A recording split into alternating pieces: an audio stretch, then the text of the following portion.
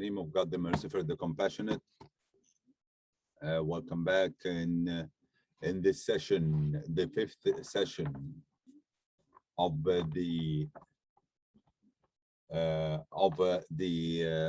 Arabic script manuscript conference, and this is from 4 to 6 this session with the East European time. So welcome back. Allow me please to welcome Susana Molins. She's the moderator of this session, and she is a researcher, associate researcher in the Archives and Public Culture Research Initiative, University of Cape Town in South Africa. Dr. Susana is a researcher at the University of Cape Town, and she has acquired the fellowship in 2016, and also she had the association presidential fellowship for 2019, and for the last decade she has been working as a researcher and a coordinator at the Timbuktu Manuscript project in Mali.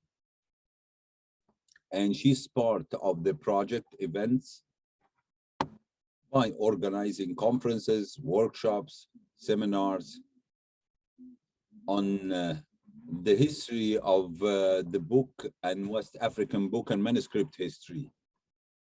Her current book project, this is based on her doctoral dissertation. She's presenting in it an archival biography on the Konduga, which is a private family manuscript collection in Timbuktu. And this tells us about the historical knowledge in and about Timbuktu in continuously reproduced history of the West African Sufi movement in South Africa. So welcome, Susana Lliteras, and now the floor is yours, and you are going to be the moderator. And this session is about the conservation and digitization and preservation. Thank you very much, Professor Issa, and thank you very much to all the organizers, Dalia, and of course the interpreters. It's a pleasure to be here with you today and to be part of this wonderful conference. So this panel, as Professor Issa has mentioned, is the last panel of the conference, but of course we have 2 more days of workshops to look forward to tomorrow and the day after. So this panel is on preservation, conservation, and digitization. And as we know, many public and private collection holders in Africa lack the capacity and the resources to effectively preserve and make accessible their manuscript collections, whether physically or through surrogate forms. So this panel concerns the efforts of collection holders, as well as governmental and non-governmental organizations and heritage organizations to promote and protect the Arabic script heritage. So our first speaker today, who is our keynote speaker, is Dr. Maria Luisa Russo, who is the field coordinator for the Malian Manuscripts project for the Center of the Study of Manuscript Cultures at the University of Hamburg. She is a specialist in preservation, conservation, and the management of library and archive materials, and she has been coordinating the projects on the safeguard, preservation, and research on Malian manuscripts, especially Timbuktu collections, since 2015. She's also an adjunct professor at the master's degree in preservation and conservation of the cultural heritage at the University of Turin, and gives lectures and presentations in university courses and international conferences. And of course, she's published widely in national and international journals, books, and conference proceedings. So each of our speakers, we have 4 speakers in this session, and each one will have 20 minutes. And during this time, you're welcome to put questions in the Q&A section, which we will discuss at the end of the 4 speakers. So Maria Luisa, welcome.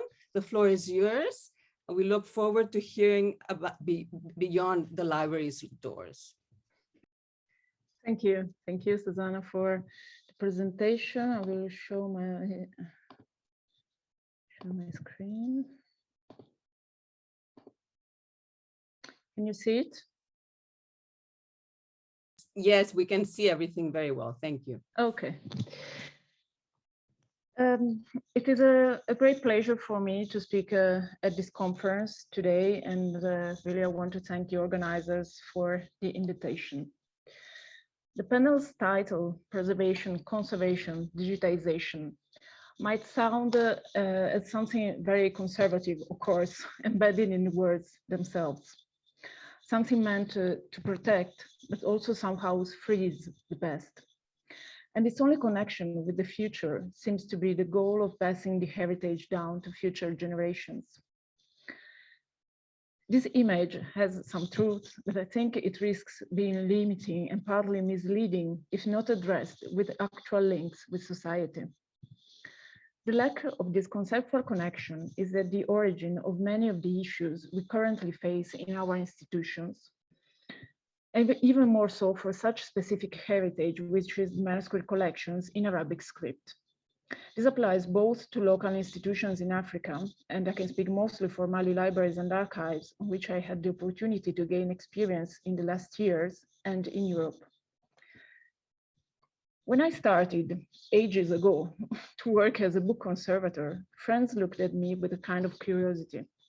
I think they imagined the book conservator as a strange biped who roamed the dusty library, competing for precious manuscripts with the quadrupeds, mice, that often populate our libraries. Today, when I also teach workshops by showing young people or families how books were once written or printed or bound, they tell me that they never imagined that the library items could be so captivating. Captivating. Can our manuscript collections be captivating to a wider audience today? And why should we strive to make them attractive? Commitment to a broader audience distances us from our profession, or is it indispensable? I'm talking today to a wide audience, which includes both researchers, librarians, archivists, conservators, curators, and from all over the world. I take the opportunity of this speech to address some food for thought for us all involved in the management, study, research, preservation, digitization, access of manuscript collections. The topic of African manuscripts is particularly delicate, and it is intertwined with a cultural and social context that poses multiple challenges.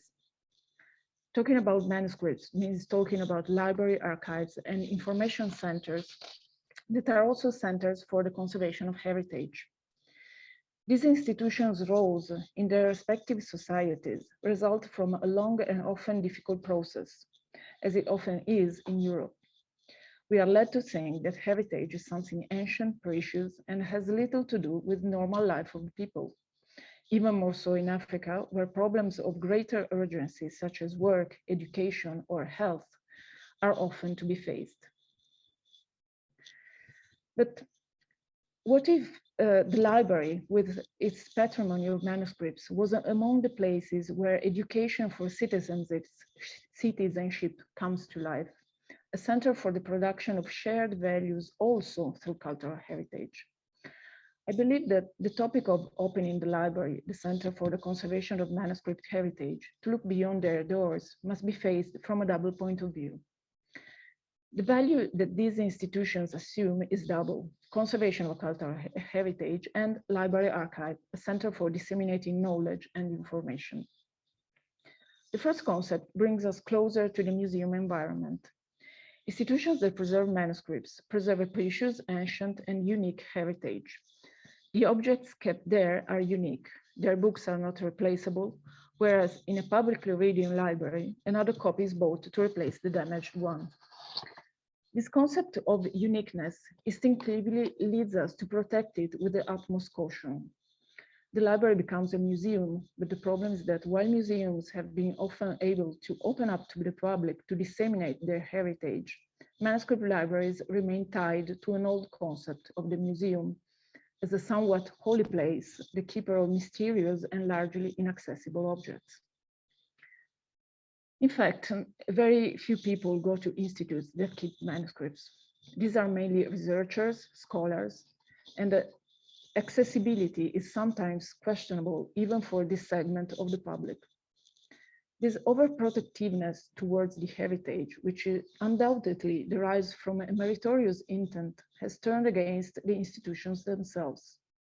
They have often become asphyxiated and closed in themselves, without an audience, interested people, or even those aware of it.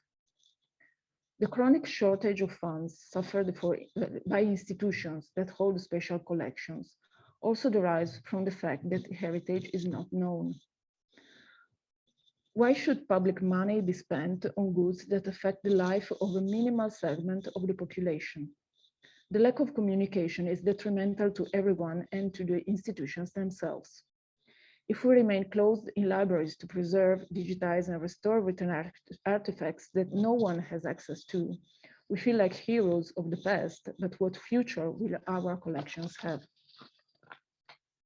Disseminating the heritage is not a banal task, which we are not used to because we are too absorbed in managing collections or studying them or restoring them. We discussed yesterday about the need of catalogs. Indeed, also we need to digitize and ensure a wider access to manuscripts for research purposes. This is one of the strongest engagements of the institution I represent, the Center for the Study of Manuscript Cultures of the University of Hamburg, and of the international partners we are working with in Mali, such as Hill Museum and Manuscript Library, about which we have heard in panel 4. And together we support Malian institutions in these tasks. It is a tremendous effort, both in terms of human and financial resources. But we have to remind that also engaging with a wider audience is vital for our institutions in Africa as well. Public acceptance and understanding of cultural heritage, including manuscripts, can influence in the longer run governmental bodies, policies, and funding in the relevant field. The discourse leads us to the concept of reappropriation of heritage by civil society, a process that leads the citizen to feel the heritage as his own and to ensure that it is perceived as everyone's heritage, in which the state must also invest funds and efforts. Therefore, communication is a circular action, beneficial to society and, in return, to the institution itself. However, a delicate point is touched. How do we communicate and to whom? Apologies, Maria Luisa. We're just Yes. requesting you to please just slow down a little bit because it's a very fantastic presentation, but the interpreters are having a bit of a trouble following it. If you don't mind just slowing a little bit down, it would be appreciated. Thank you. Okay, thank you.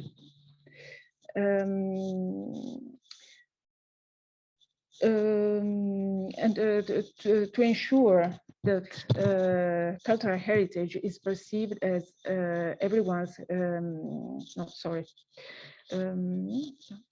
yes, however, a delicate point is touched. How do we communicate and to whom? Manuscripts institution in Africa, and I'm speaking mainly for West Africa, where I have been working, already have a selected audience of researchers and scholars who carry out research on manuscripts. In this, there is an interest from local universities, but international projects have also largely contributed to boost research activities. The Center for the Study of Manuscript Cultures, which managed the large project for the safeguard and preservation of Timbuktu manuscripts, supports since 2015 also research projects in Mali for the publication of editions of texts of specific research topics but mostly for the study of manuscripts in Arabic script in local languages, Ajami manuscripts. We are strengthening the link with the University of Bamako and increasing the overall interest of the academic world in heritage. That is, by going down towards the base of that academic pyramid that would also involve students, undergraduates, and so on, going beyond the higher but more restricted range of researchers and scholars. We are still in the academic segment of the population, a minority everywhere, and in the African reality in particular. The general public must also be approached, and organizing exhibitions is not enough. The place must be attractive for people, and just between us, an archive is not the most captivating place people may think of. Even less if the documents are in Arabic script. The document, the manuscript, does not speak for itself. It is not the Eiffel Tower. Its significance, its beauty must be conveyed, and it must be approached to the layman who may have never heard of it. To convey means to tell its story, which is the story of the civilization that made the artifact or that brought it there, or that worked on it, as it is the case for manuscripts. Manuscripts are also documents, and they can tell additional local stories. That's why I talk about libraries and archives. Bringing cultural heritage closer to the profound public does not mean trivializing it or worse, putting it at risk with circus initiatives. In this, our professionalism as experts in cultural heritage is crucial. We must communicate manuscript collections in an accessible and understandable way, but always take care of their preservation and protection. We know how to protect it. Let's make people know cultural heritage, but let's also teach them how to approach it without damaging it and take care of it. Because I think that together with the significance of our collections, we should communicate the significance of our work. How do we communicate to? I would say, let's go out of the academic field, beyond the doors, beyond the limits that the extreme specificity of manuscripts sometimes have. Let's try to bring this heritage closer to the society, to the layperson audience. To do this, we need to start involving young people and schools. School is the place where you learn about your country, the rules that govern it, and the heritage that constitutes its cultural backbone. The places we visited as children remain in our hearts in one way or another. The place where we felt a bit of the charm of antiquity, but where someone told us something interesting or made us understand or feel something we didn't before. We are therefore at the concept of cultural heritage as an element of civil conscience. What is true for the heritage of greater aesthetic evidence, works of art or monuments, also applies to written heritage. It is therefore essential that this heritage enters the conscience of ordinary people and enters from a young age. Not because adults have to do this job necessarily with manuscripts, but because when they grow up, they maintain the awareness of the cultural heritage importance, beauty, value, and constitute that basin of interest that is also able to reflect on public policies in the field.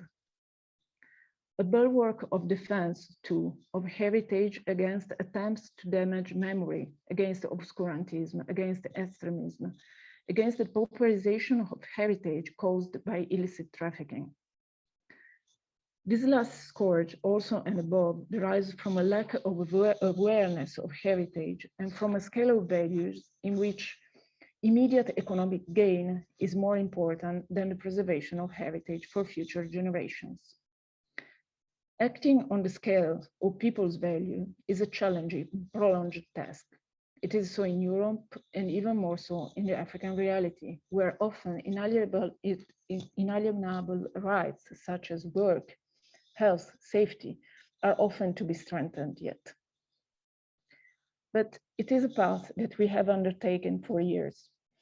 The Center for the Study of Manuscript Cultures works alongside local institutions and recently with the UNESCO, engaging on the various fronts of heritage education and training. Together with the Ahmed Baba Institute of Timbuktu, with the UNESCO and the financial support of the United Nations, we are carrying out a support plan for training in the field of manuscript heritage that Director Jagayete mentioned this morning: conservation, cataloging, and digitization. A plan aimed at expanding the opportunities for education, training, growth, and work for young people. This project has a specific value for a city like Timbuktu, where significant socio-political problems remain, and the lack of opportunities for young people risks providing a basis for violent extremism and/or for the area's depopulation. Both phenomena would result in inestimable damage to the future of society and cultural heritage, of course. Therefore, investing in training in the field of heritage takes on a special value everywhere and, above all, where conditions are more critical and where society has mostly suffered from social-political turmoils, like in Timbuktu. If we wanted to represent this phenomenon with a graph, it could be this: a chain where cultural heritage is the base for training, education, citizenship, and actively contributes to sustainable development. Manuscripts and sustainable development. Is it an impossible or unrealistic connection? This is precisely what I meant when I gave the title to this presentation. Of course, it will take a long time, but we have to start somewhere. In other words, it is a question of strengthening the role of the library, including manuscripts, as an information center, and therefore a role in the training and education of society. This also includes improving its function as a place where cultural heritage is preserved and made accessible, because cultural heritage plays an essential role in the development of society. Just to mention two examples, the Council of Europe Framework Convention on the Value of Cultural Heritage for Society, signed in Faro in 2005, explicitly states the connection between cultural heritage conservation, human development, and quality of life. The 2030 Agenda for Sustainable Development recognizes the essential role of culture as an enabler of development. One of the Sustainable Development Goals mentions explicitly cultural heritage. The goal number 11 makes cities inclusive, safe, resilient, and sustainable. With its target 11.4, strengthen efforts to protect and safeguard the world's cultural and natural heritage. From all of this, we can clearly understand how cultural heritage is already considered part of social growth, inclusiveness, and equality. It is only a question of showing ourselves capable, with our small and specialized cultural heritage, that of manuscripts, to understand and disseminate the role that our collections can have in society. I started this presentation with an adjective: captivating. I remind it now to all of us who deal with heritage, who preserve it, digitize it, catalog it. Let us remember that heritage is not only for us, but for those outside the library and the next generation. The library, the manuscripts, also can have a role in the development of society, and it's an opportunity for us all as well.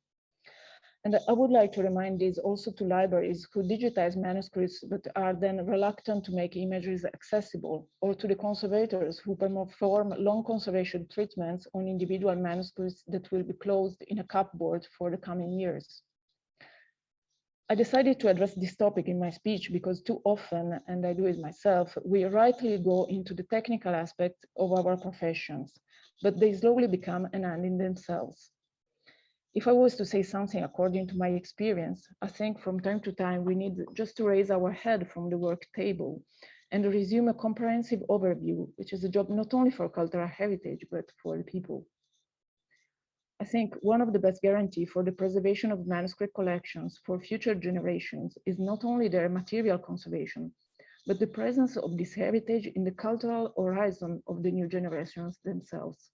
And I really like to think that we shouldn't only transmit the manuscript heritage, we should try to transmit also the love for it as well. Thank you. Thank you so much, Dr. Russo. This was a very insightful and thought-provoking presentation. And I think it has given us a very good beginning to this panel. I think we really need to reflect upon many of the aspects that you have brought forth today. So I hope we will have more time in the Q&A to discuss some of these aspects. But now we're going to move on to our second speaker, who is a good colleague of mine, Ms. Mary Minicka, the head of preservation section at the Western Cape Archives and Record Service in Cape Town in South Africa. She's a member of the South African Timbuktu Manuscript Project, where she participated in annual field trips from 2003 to 2009. And she worked in the training of Malian trainee conservators, and she worked in the preparations for a traveling exhibition of manuscripts from Timbuktu.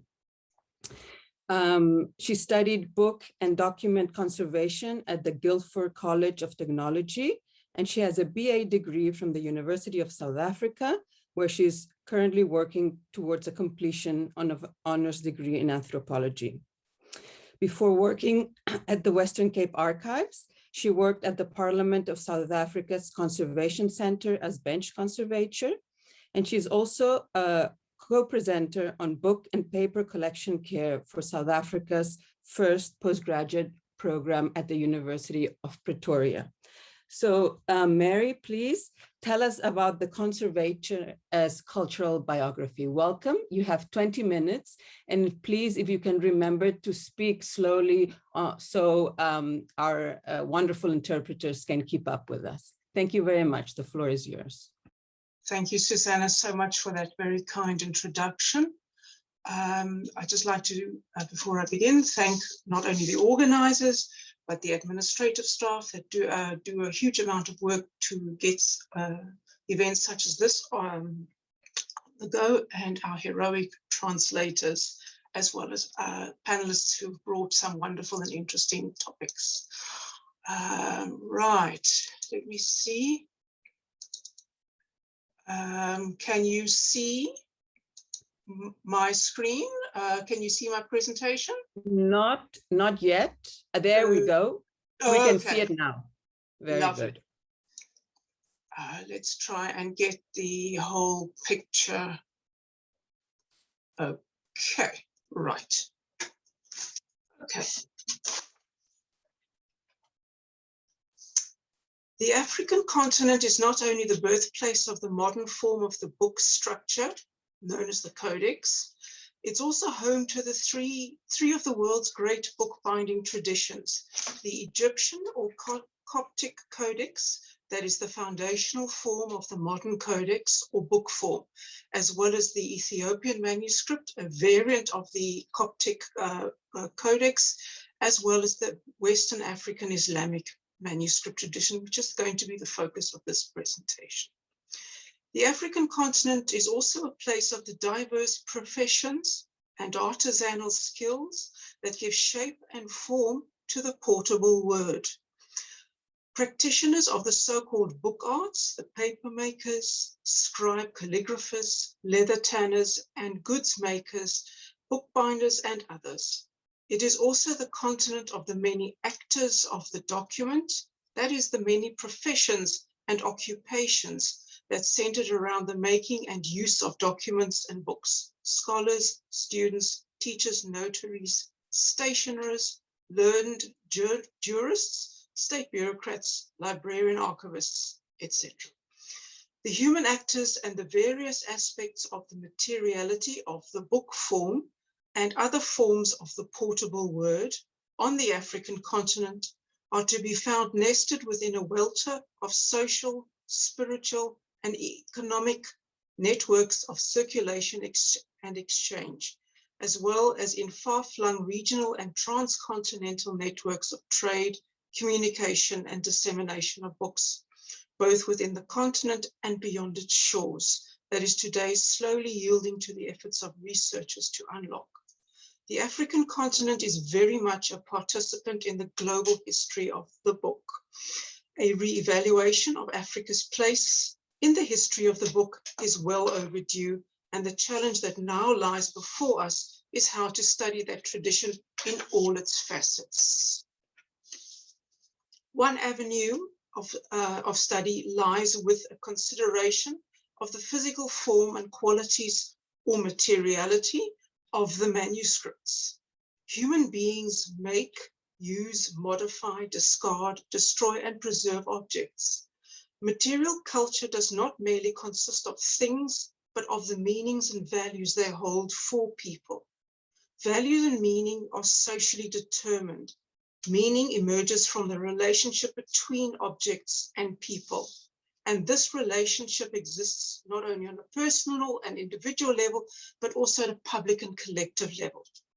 Things are not just material objects. They point to the affective, social, cultural, and economic relationships that form our lives. The material goods left behind remain one of the most important avenues for recovering past lives. The present is intimately linked to the past through the tangible objects, which is what makes them so fascinating to people, as well as the meanings and values commonly shared, concepts that arise around their continued survival. Of all of the objects of human material culture, books possibly occupy the most tenuous and complex position within human social life, because they are objects that are at once treasured and treated with cavalier disregard. Books as objects of human material culture bear witness to the acts of their creation, a lifespan of usage, modification, and amendment through loss and addition, and for some, an afterlife in an institutional repository or collection of manuscripts. The idea of a recoverable social biography of an object, any given object, can frame the study of books as objects of human material culture, using the surviving physical evidence of a lifespan of creation, usage, or consumption, exchange, retention, or discarding of Africa's manuscript books. The idea of a recoverable life story or biography of any given object pivots on the use of the physical evidence or materiality of that object, and the object's physical form and qualities are able to provide clues to the object's life story or biography, and permitting a reconstruction of the object's life story, even if only tentatively so. The concept of biography recognizes that an object moves through time, and as it moves through time, it changes in response to changing contexts. And those changes are often marked by changes and alterations to the physical form of the object. Moreover, the concept of a biography permits the consideration that an object exerts agency. As an object, it interacts and influences the world, while at the same time being influenced by the world that it moves through. The concept of biography can extend beyond that of a singular item to include multiples or collections of items, and collections very much have their own history. A consideration of the materiality or physical qualities of an object as an avenue for study opens the way for the field of heritage conservation as a partner in the study of Western African Islamic manuscripts, not only as objects of human material culture, but within the context of an unfolding life story of individual manuscripts, as well as of the collections. The idea of an object's life story had a very strong influence on the field of heritage conservation, the field in which I work in. It frames the contemporary ethics of conservation treatment and repair, in the requirement to respect not only the integrity of the object, but also to consider its context, and in the light of any remedial care and treatment decisions.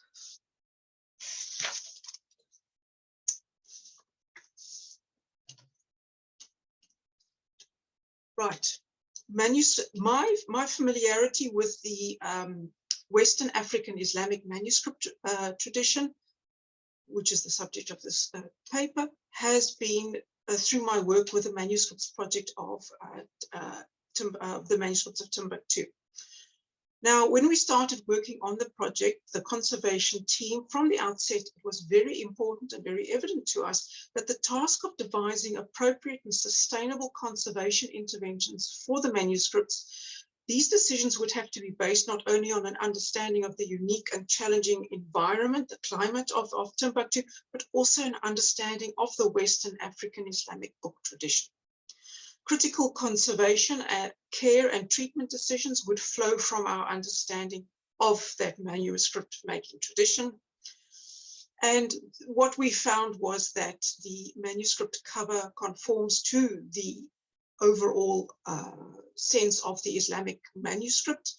The writing direction, the very characteristic foredge or envelope flap, and the characteristics associated with manuscript composition include ties at the apex of the foredge flap and predominantly blind decoration, that is not with any gold on the exteriors of the manuscript covers. Just a quick note on the image that I have up here. This is a manuscript from the Ahmed Baba Center. I understand it's an incomplete Quran, and it was an item that came with also a pouch, and it was a particularly in a particularly good condition, and it illustrates very nicely the form of the manuscript that you found in Timbuktu. Particularly the very characteristic aspects that they didn't tend to be in sewing structure. Manuscripts consisted either of loose leaves that might have at one point been joined as folios, or they were as found as folios loose within the cover. Cover stiffening materials ranged from leather, hide to stiffened cloth strips, as well as paperboard made from discarded waste paper. Now, Timbuktu is as much a place of actual history as it is of myth and legend, and its fortuitous location at the intersection of major riverine and overland trading and pilgrimage routes brought with it wealth and culture for the city. By the mid-15th century of the Common Era, Timbuktu enjoyed a wide renown as a major center of Islamic learning, hence the significant collections of manuscripts.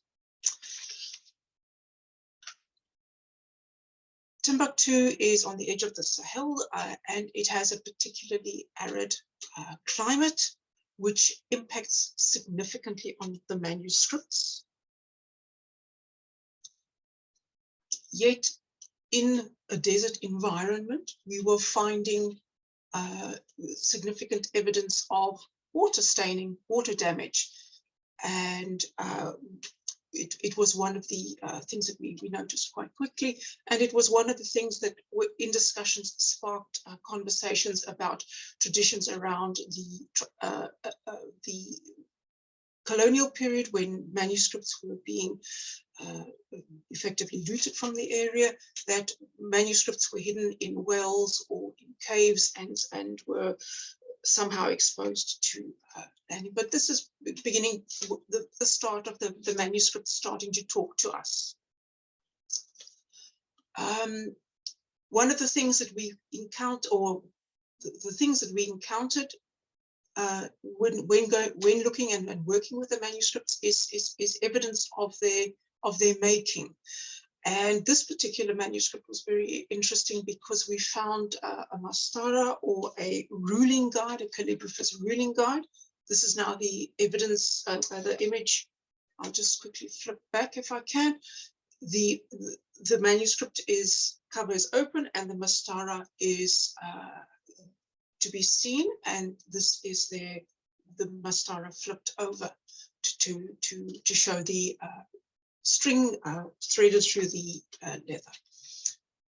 And when we went back to the paper, the pages of the manuscripts, we would see, and I don't know how well this image conveys that, but if you have a look parallel to the writing, there are indentations in the paper that this would have been created by the use of the mascara. It was a tricky thing to photograph in the light that Timbuktu provided, as well as the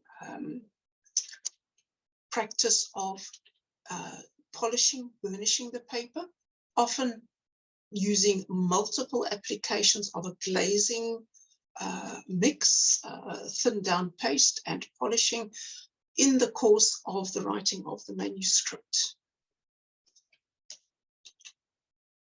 Watermarks also became something that we were interested in because it sort of demonstrated the presence of Western paper, Western manufactured, handmade paper that obviously traveled considerable distances, and it's now fairly well known that paper traveled immense distances across the African continent and was used. For our purposes, the watermarks were quite useful in being able to consider that what a manuscript that presented as single loose pages may have actually consisted of folded folios that had separated at the spine. And here is an image where we used a watermark that ran across effectively the spine fold, and we rejoined the image to plot out a tentative idea of what the manuscript folio structure could have been. And again, here is an image of the manuscripts and the paper starting to talk to us. The idea of inherent vice is a conservation concept, in that something is, as part of the way that books and paper is made originally, they lead to problems later on. And this particular image of a watermark, the watermark area was so thinned out that the fibers, that the part of the watermark was actually separating and pulling out. Now, one of the conservation things one of the concepts that we talk about in conservation, and that's actually quite oddly enough quite important to help teach you about how a book was made, is the idea of visible damage. Here is an example of a torn piece of paper stitched together that we encountered, and it is a fairly common technique that's for repairs that's found also in Europe. This particular manuscript was very interesting to us because what the picture that is on display here shows us a spine cover stiffening that was made from waste sheets of paper pasted together to create pasteboard, a form of cardboard. Very interestingly, there were also examples of manuscripts that used textile as the stiffening material around which leather was covered to make the manuscript covers. Evidence of sewing. One of the characteristics of the Western African manuscript tradition is that there's generally no sewing structure. However, every now and again, we come across evidence of now lost sewing structures through the evidence of holes, such as this.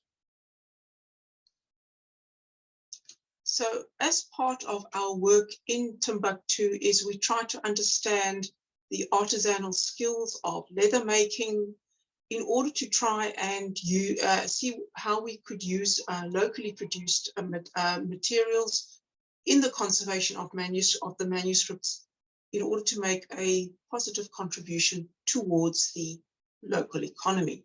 This is an image of goat skin being de-haired in preparation for tanning.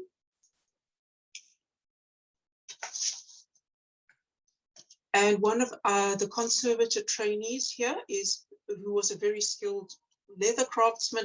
She took us through the leather tanning process as he was familiar with, washing the leather once tanned to remove the excess tannins. Here the leather skin is being stretched out and kind of scraped down to dry out after the washing process. Here is Mohammed Lamin beginning to polish the leather skin, sort of towards the final preparation of the skin. He's using a Fanta bottle to press down very heavily and polish burnish the skin. And you can actually see the leather color starting to change. And it had the effect of effectively sealing the leather skin. And also removing the very characteristic grain associated with leather. And that is certainly associated with the goat leather in the European tradition. Here is an image of the pairing of the leather. Leather is being fairly thick. It needs to be thinned out in order to provide flexibility at the joints of the book. So drawing together our understanding of the various skills, as well as the form and the nature of the Western African Islamic manuscript tradition, we devised a system at the Ahmed Baba Center that made sympathetic use of the tradition to create new covers in the case where covers were so damaging to the contents that we couldn't just leave the covers in close, intimate contact with the paper. And this is an image of the final results with the envelope, a little drawer underneath where the original cover was placed, because there was never any discarding of parts of the manuscript, with a new conservation replacement cover at the Apologies, time. Mary, just to let you know, you have one minute left. 1 minute, right. I'll skip forward. Mm. I think I'm nearly at the end.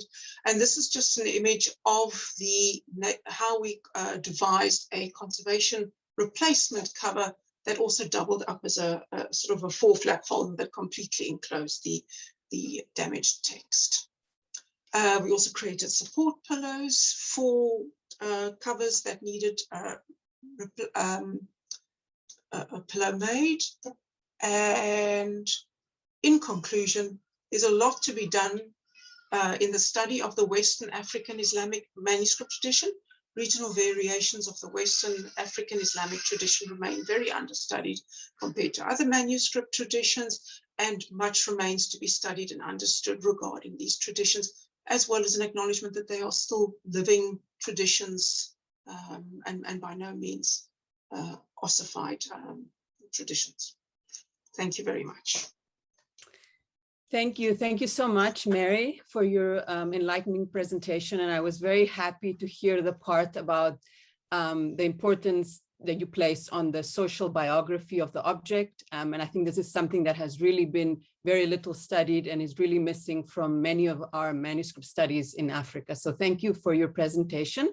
And I hope we have more time to discuss it in the Q&A. So now we're going to move on to our third speaker, who is Professor Afis Ayinde Oladosu, a professor at the Department of Arabic and Islamic Studies at the University of Ibadan in Nigeria. He is a visiting professor at the International Islamic University of Malaysia as well in Kuala Lumpur. He has won many international fellowships, including the Fulbright Scholars Program, the Bill Gates Scholar Fellow, and an African Scholar Program at the University of Massachusetts. He has participated in and presented papers in many international conferences and seminars on Arabic and Islamic studies in the United States, Malaysia, Saudi Arabia, United Kingdom, Hong Kong, among others. He is a member of many learned societies, including the Nigeria Academy of Letters and the Association of Professional Translations of English Arabic Universities, among others. Welcome, Professor Afis. The floor is yours. We are looking forward to hearing about these pearls that should not perish. Remember that you have 20 minutes, and if you would please speak slowly for the sake of our interpreters as well. The floor is yours. Thank you for this opportunity to share my perspective from Ibadan. Thanks for this opportunity to share this perspective on Arabic manuscript writing in this part of Africa.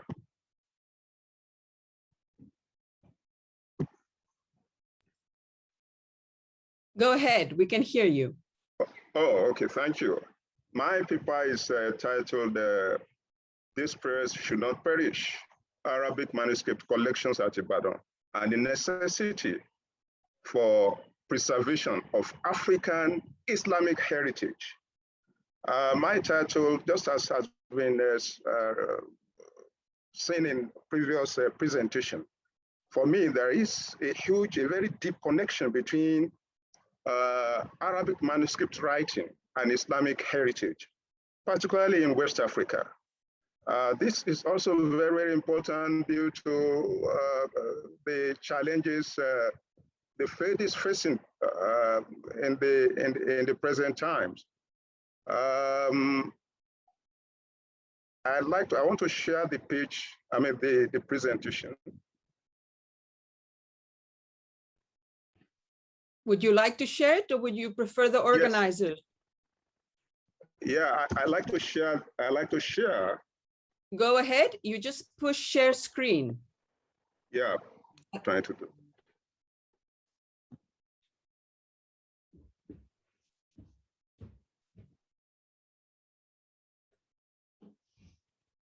If you struggle, the organizers can share for you, and you just instruct them.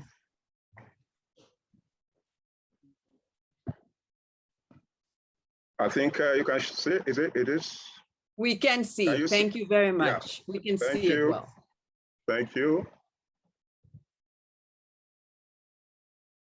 So my perspective is to first of all remind us about the importance of Arabic manuscript culture in West Africa and in Africa at large.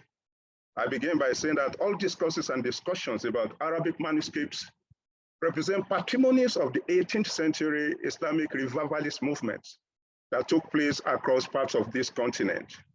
In this instance, we recall the Sokoto Caliphate of 1804, in what later became known as Nigeria.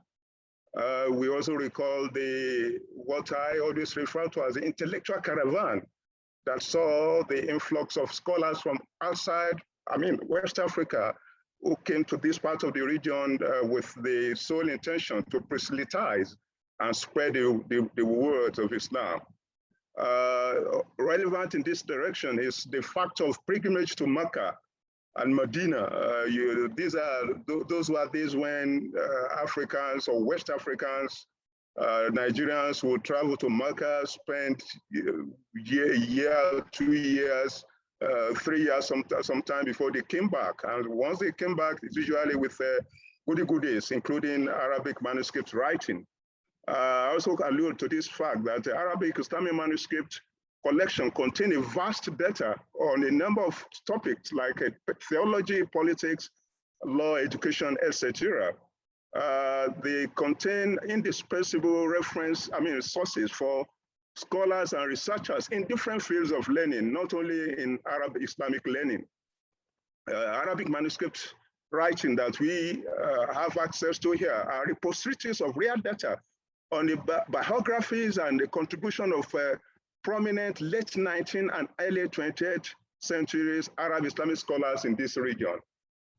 I proceed from there to also call attention to this fact that Arabic manuscript writing tradition in West Africa is a vast treasure, which shows the contribution of scholars and to Islamic heritage and world civilization.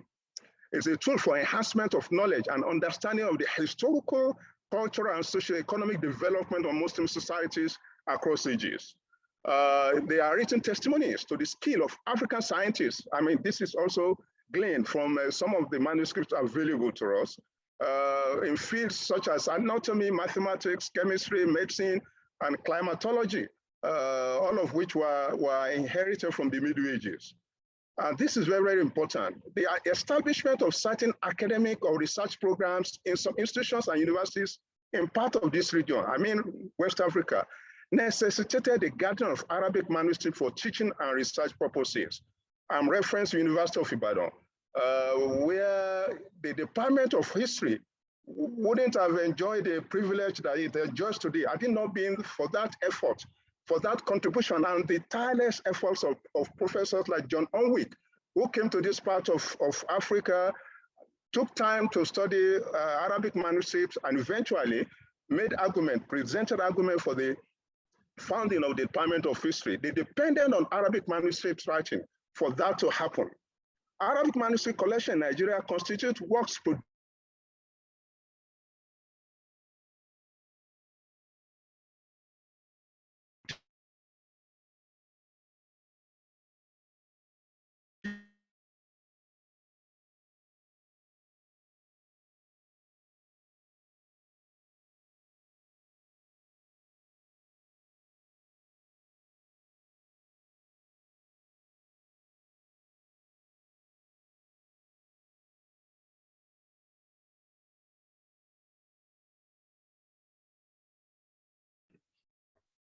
I think we are having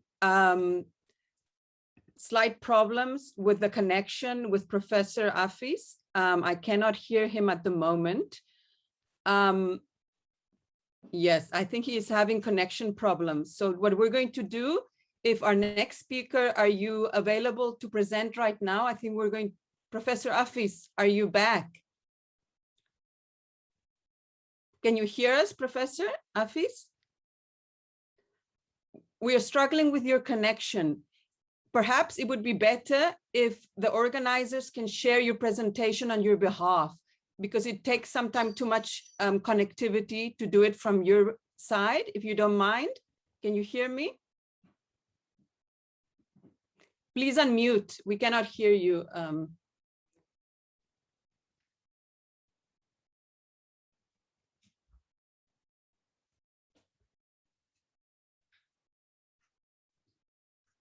Professor Afis, can you hear us? I think it's going to be better to then move on to our next speaker and come back. I'm having trouble hearing anything. Can you hear me now? Yes, I can hear you now. I can hear you too. All right. I think it might be better if the organizers share the screen, the presentation on your behalf. I think your connectivity is not strong enough to do both. If you don't mind, we're going to let the organizers share your presentation and you just direct them to move. Otherwise, we're going to lose you again. Okay. So if that's the option available to us, because yes, I'm set now. Here, it's better. I think it's better like this. Please okay, let's continue. Thank you.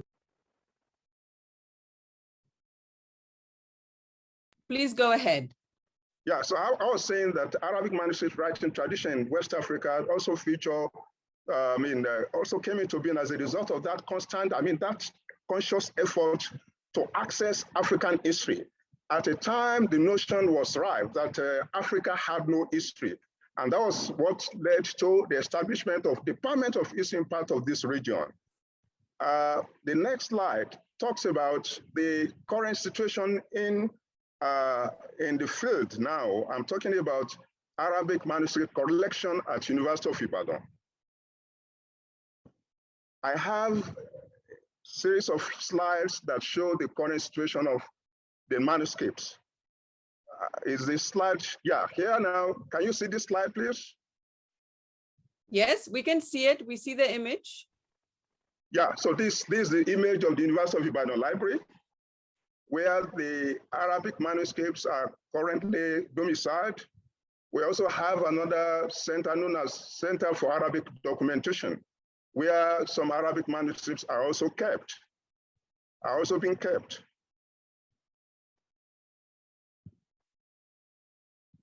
Aside from that, the Kennedy Library, the image of which I've just shared now, is the foremost library in Nigeria. It's also the first university library which was established as far back as 1948.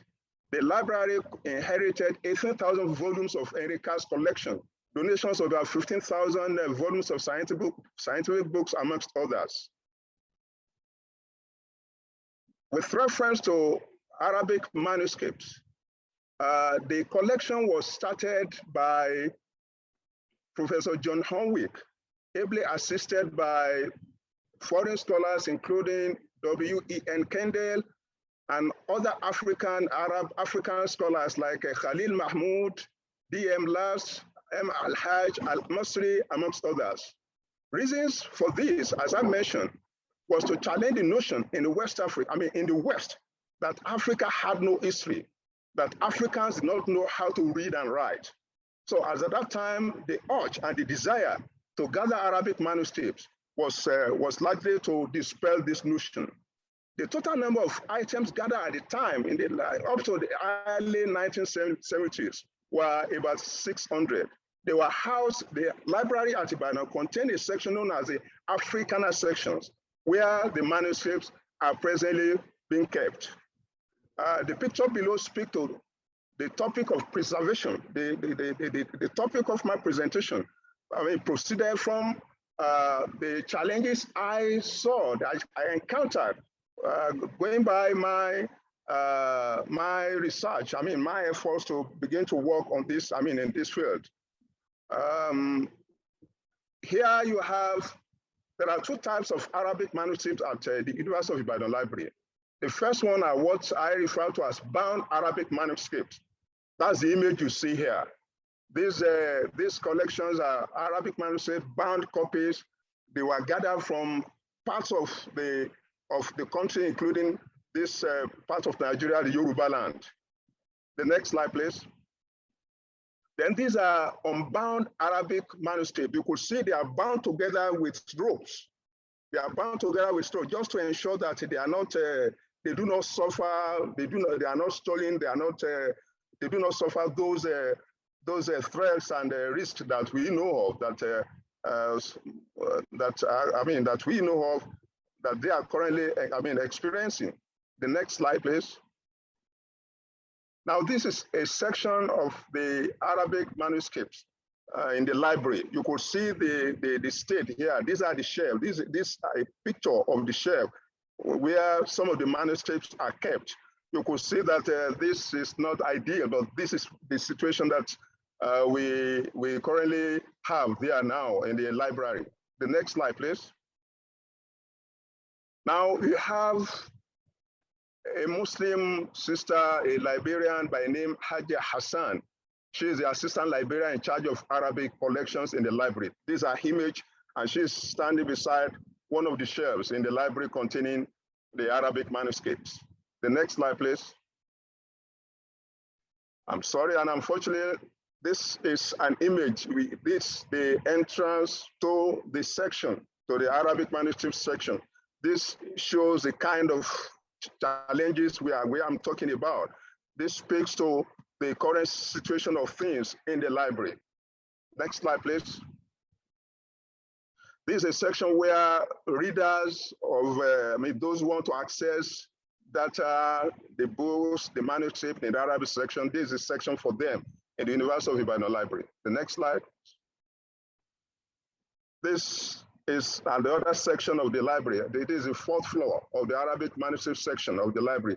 This is a notice informing readers and visitors about the section they want to enter. Next slide, please. So I took time to take pictures of some of the manuscripts. This shows us the current status of some of the manuscripts. They are suffering illegibility due to lack of access, due to the degradation, due to threats that they have suffered over time. Next slide.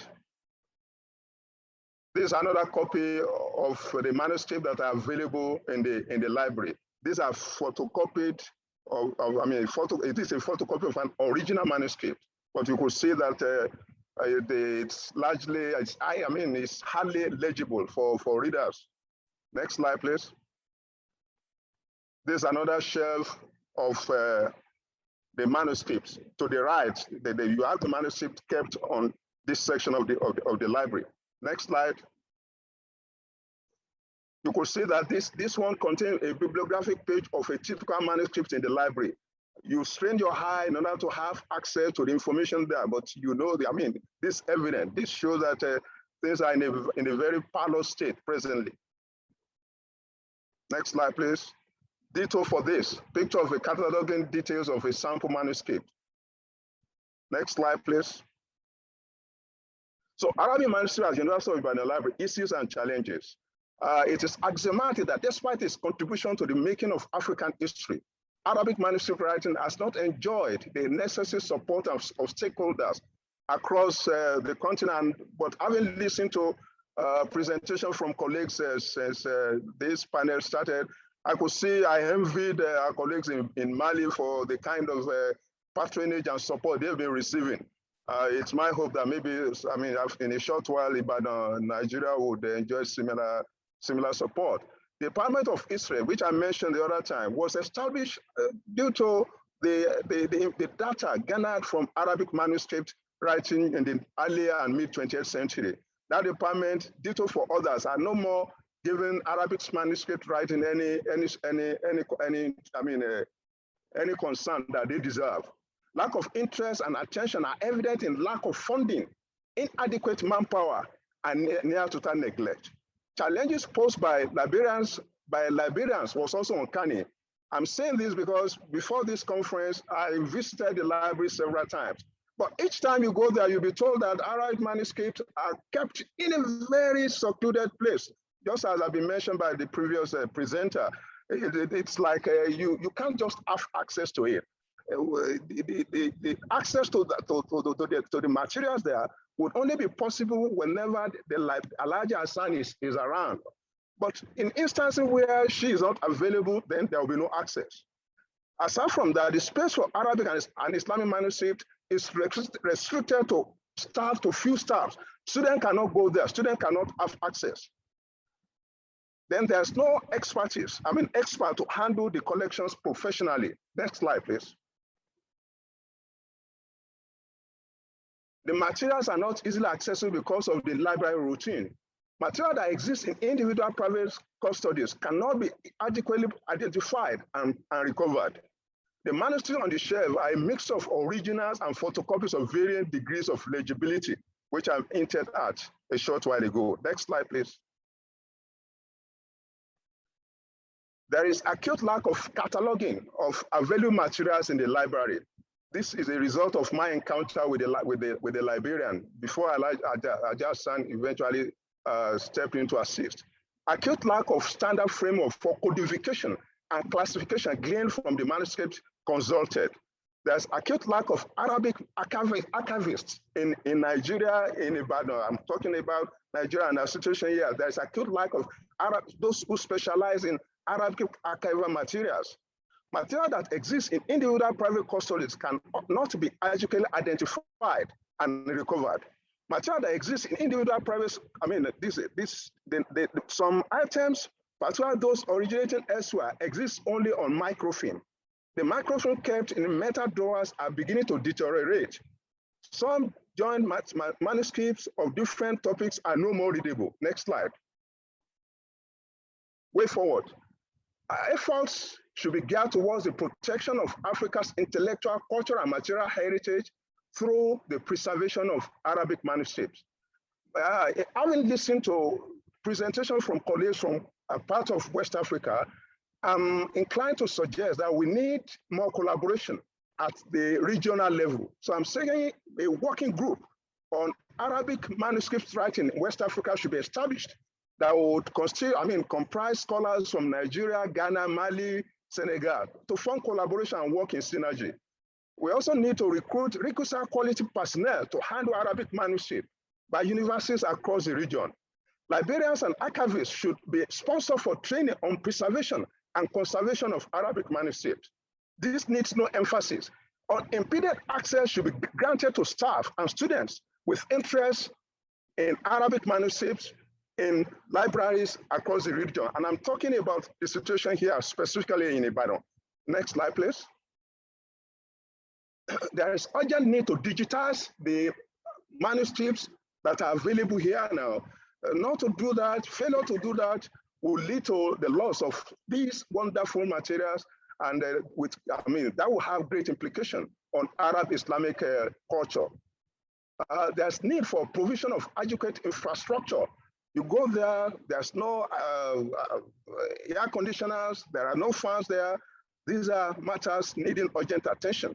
There's need for provision of intervention funds for conservation and preservation of Arabic manuscript by university authorities in the region.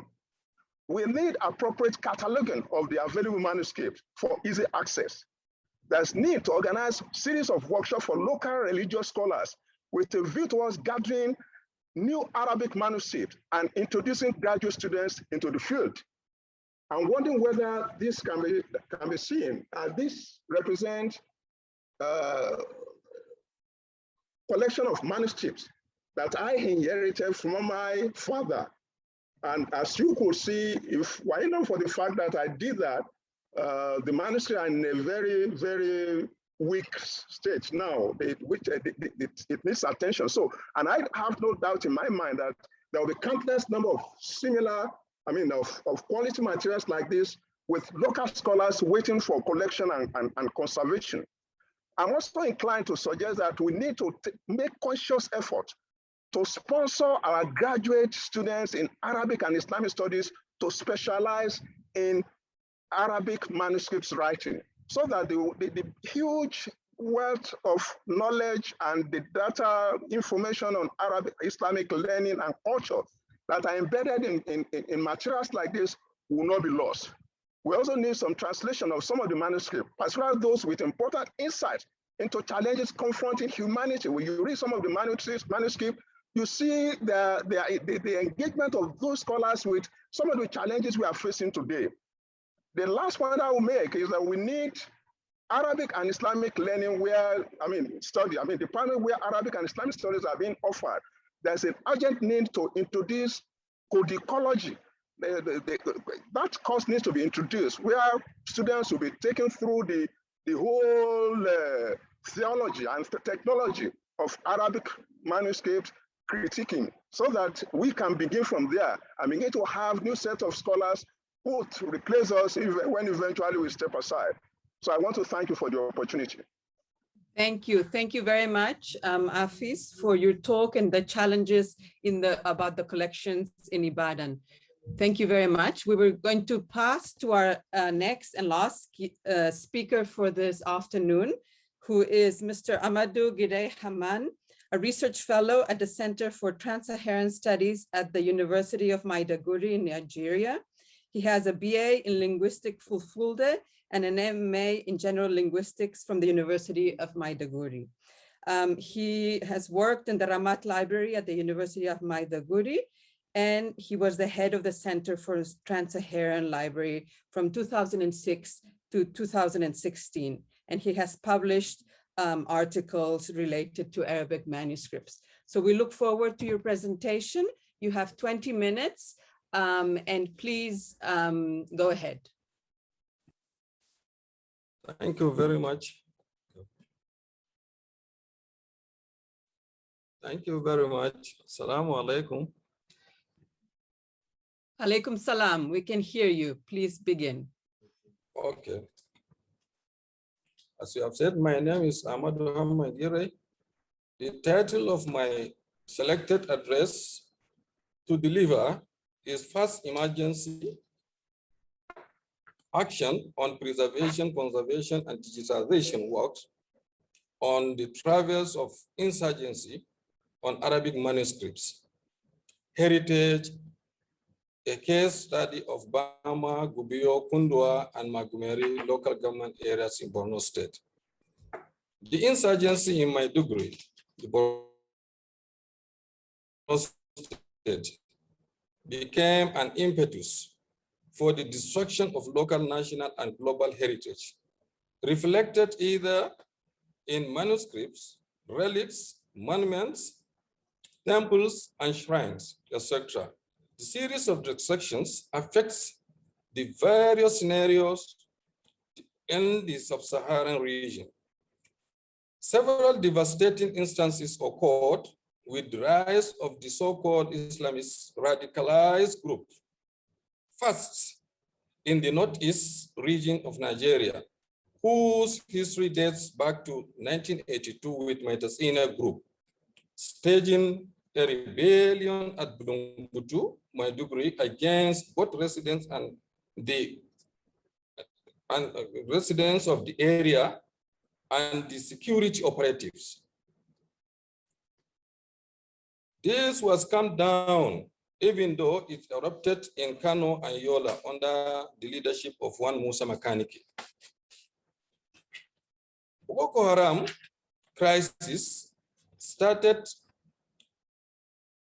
its activities first at Kanama in Yobe State, Nigeria, between 2000 to 2003. And by the year 2003 to 2004, they relocated to Maiduguri, where youths were attracted by the eloquent and outspoken preaching of Muhammad Yusuf. This group happens to be the great battle in the history of this region, destroying houses with manuscripts, collections, mosques, churches, etc.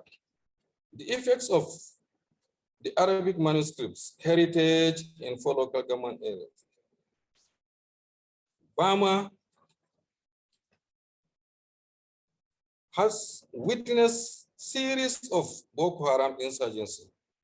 Bama as one of the 27 local government attacks.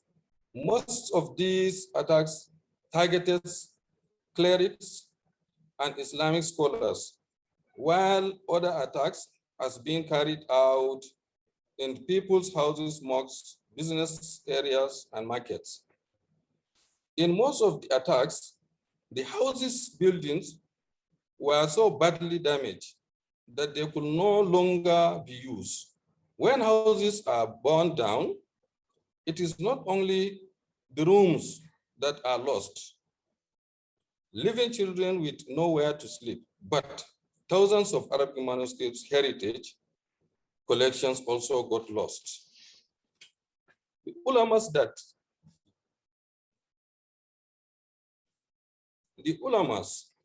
that falls victims of the attacks in the 4 local government areas.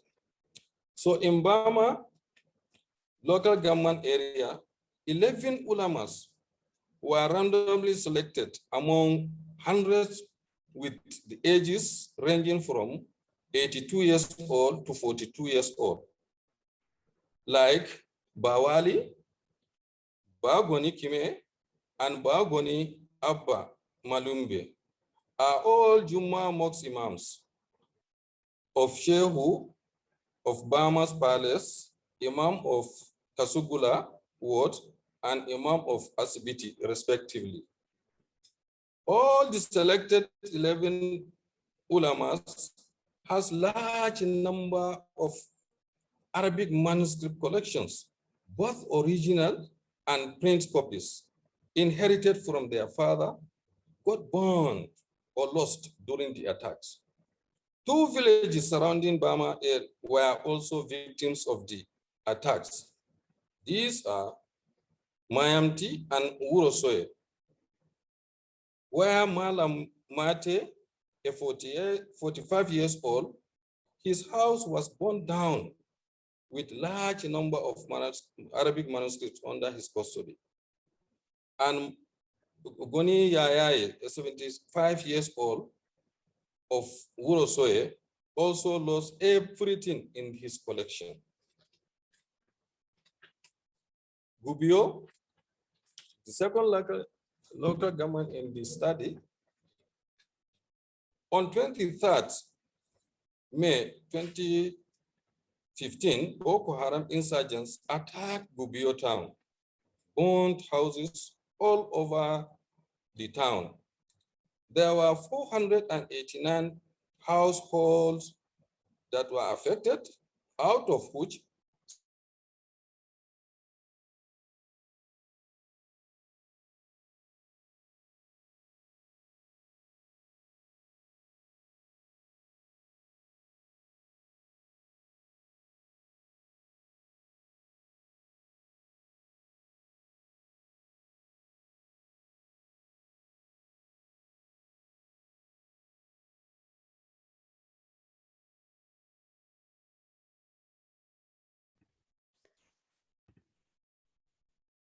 Unfortunately, we seem to be having slight connectivity issues with our speaker.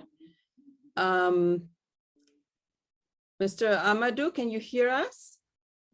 I am not sure if he is sharing the screen. I think it would be better if we can share the screen on his behalf instead of him sharing it. If we could try that, perhaps.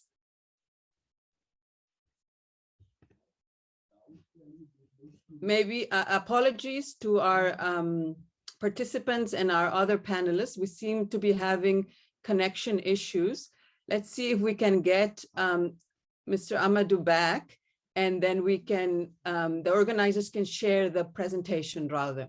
Let's just give it 1 or 2 minutes, see if he can come back.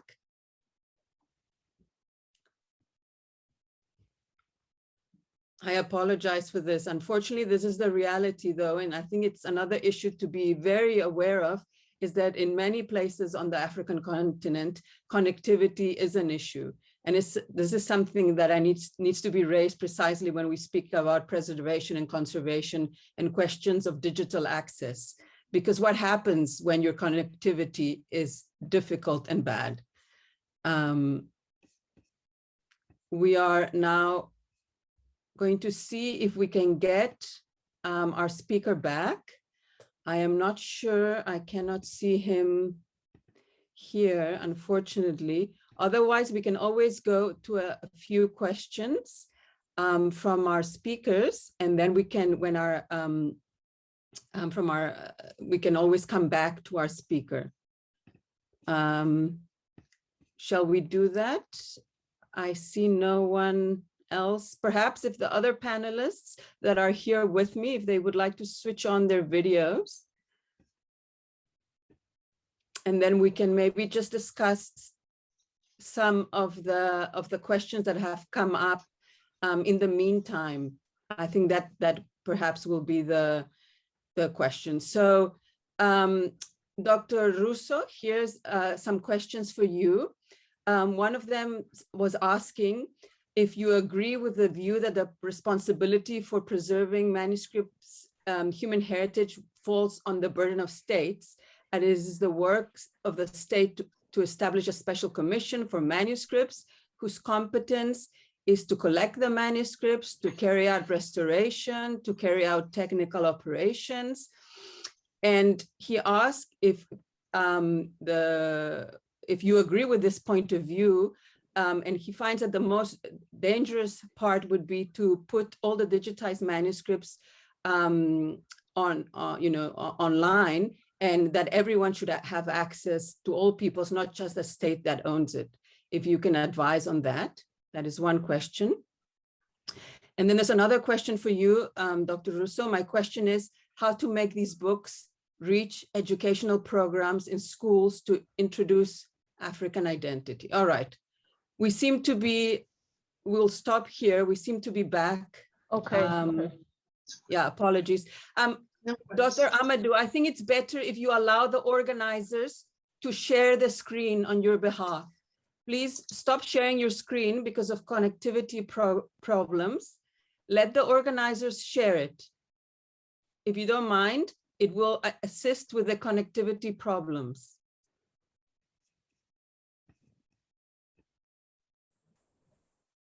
It's all right. It's okay.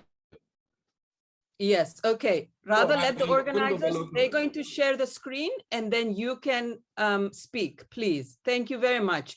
Please continue. It's okay. It's all right. Thank you. Konduga local government. I mean, Konduga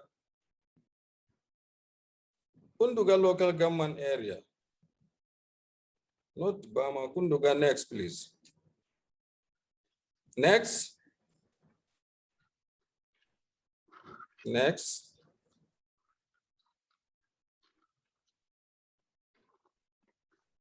Next, let me just go ahead.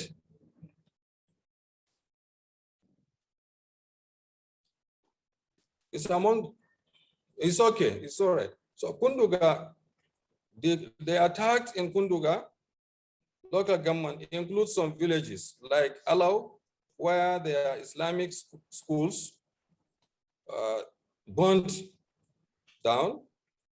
So also Bulabulin, Ngaura, Malari, Masafanari, and Yajiwa villages. All had their either or both their Islamiyas, Roxanga schools burned to ashes with manuscripts, original and print copies. On 11th August 2013, Boko Haram attacked Konduga town, gunned down about 650 people in a mosque. Dozens of houses have been attacked also and set fire. Hundreds of manuscripts collections have been destroyed. Next, on 11 February 2014, Boko Haram attacked Konduga from Konduga town, killed over 60 people, burnt houses all over the town. During the attacks, ulamas, imams, and Islamic scholars lost thousands of Arabic manuscripts. In Yajua village, a Juma mosque was demolished by the Boko Haram. Lots of original Qurans, as well as other manuscripts of different subjects, got burned just because of the tomb of Yajua, a traditional title holder, died over 50 years ago, was in front of the mosque. Next. Next, please. Next. These are all pictures of some of the houses destroyed during the Magumeri. No. Pictures of some houses destroyed during the attacks in Konduga. Next.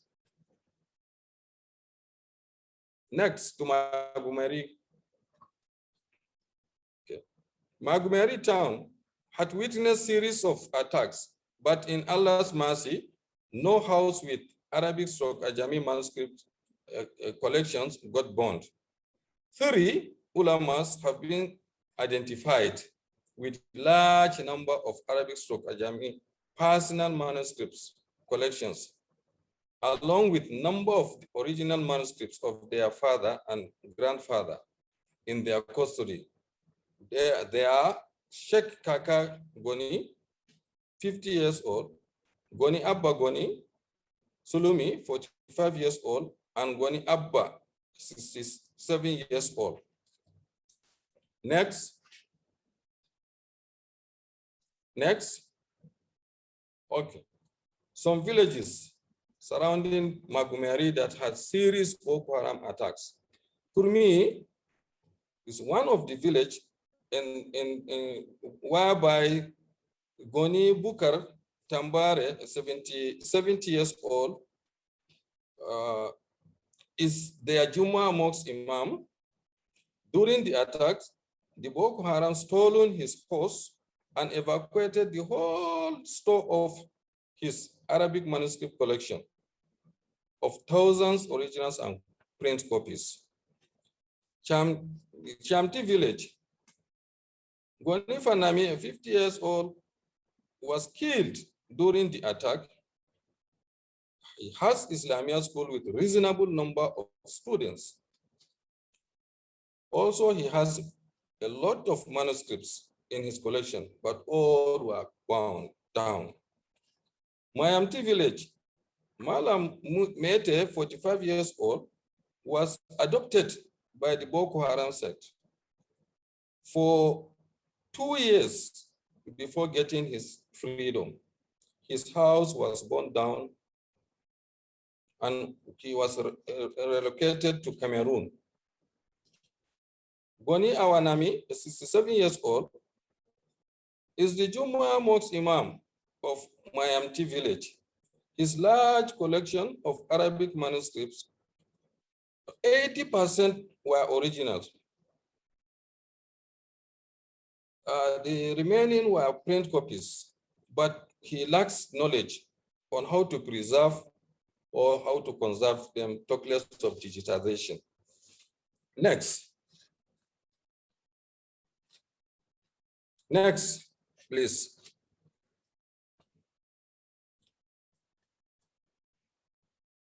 Traditional methods of preservation and conservation in the 4 local governments.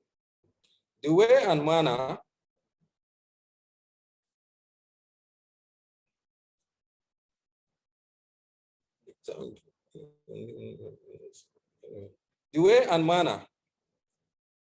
the manuscripts found in the collection of ulamas were challenging and do not inspire much confidence in their longevity for prosperity. It reveals that manuscripts are kept on top of wooden rooms, dividers, locally made, locally constructed.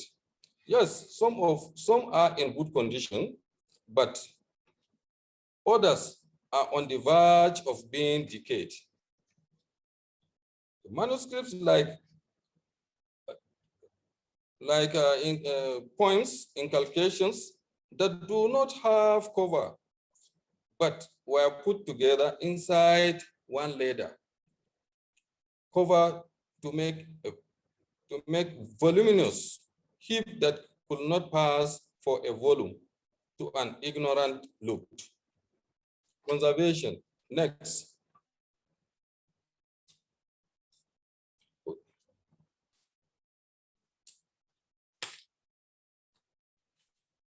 The traditional methods of protection against manuscript destroyers. In order to protect manuscripts from insects, termite destructions, the ulamas, imams, and Islamic scholars, so also the traditional Islamic Arabic bookstore vendors, use application of DD-4, which is a chemical contact stomach poison, acting as agricultural insecticides. This particular chemical, as observed, has high risks to the health of house members. Also, application of perfect killer mixing with pure water is used mostly to kill termites. Others use kafur, though it does not kill instantly, also to ensure of its constant availability. Next. Next. Next.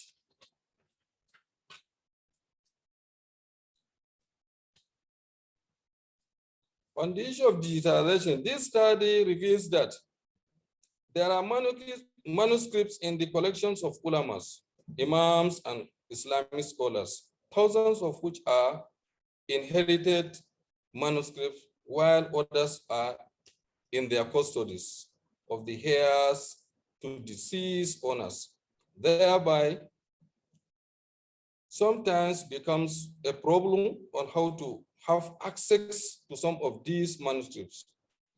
and in some cases, it becomes an invaluable difficulty to see them, let alone to consult them. So it is quite urgent to mount a search team in order to retrieve the manuscripts which scattered all over the area of study. It has been noted that the Arabic manuscripts in the 4 local government areas of study lacks adequate institutional bibliographic control. The time has come to utilize the availability of information and communication technology, ICT, to improve the bibliographical control of the materials and to minimize their use. Conclusion, next. Next to conclusion. Solution, okay. From the above discussions, we understand that Ajami manuscripts collections in the 4 local government area of study has extremely rich resource, thousands of which are original copies. The condition of the collection requires urgent attention by all stakeholders, members of the community, non-governmental organization, international and national. Arabic manuscripts heritage is a very important document. Hence, the need to be properly preserved, particularly now that the Boko Haram insurgency have started destroying them. If not safeguarded by fast emergency action on preservation, conservation, and digitization works on the remaining Arabic manuscripts, heritage collections in the hands of these ulamas, imams, and Islamic scholars will amount to the loss of history and heritage on the world scale. Thank you. Thank you. Thank you very much for your presentation on this very concrete cases of the urgent need for preservation of some collections in Nigeria. Thank you very much. So now we're going to pass to the question and answer section of this panel. I'm going to read out some of the questions and if we can take them in turns.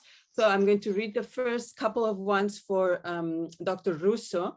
So there is one question about the responsibility of the states in taking charge of the preservation, of collecting the manuscripts, of restoration, and of cataloging.